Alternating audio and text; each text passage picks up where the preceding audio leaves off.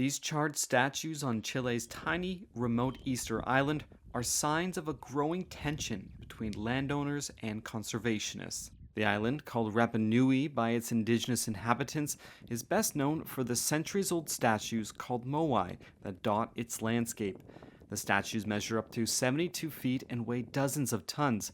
There are hundreds on the 64 square mile island, which is over 2,000 miles from Chile's coast. Some are now marked by fire, a visible sign of the underlying tensions here between old families and authorities focused on conservation. The local families, under the banner of the self-described Rapa Nui Parliament, argue for a return to an ancient clan system for dividing up the land, while conservationists and an elected council tasked with managing the island's national park say some people use parklands for cattle farming, at times causing fires. Local archaeologist Marahia Tam says there's been an exponential increase in livestock and agriculture on the island in the last few years.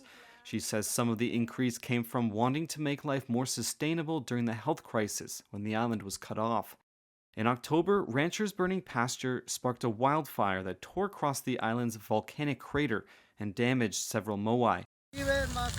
The last 2 years have seen the most wildfires going back to the 1990s, according to Chilean government data. Meanwhile, the number of cattle on the island has risen to more than 6,000 from 3,400 in 1966. They graze or pass through nearly 80% of the national park, according to a University of Chile study. In 2016, the Chilean state agreed to start handing over control of the park, which covers nearly half the island, to a locally chosen council, which is set to take control in 2025. But some islanders want a return to the system that existed before 1888, under one of the last kings of Rapa Nui.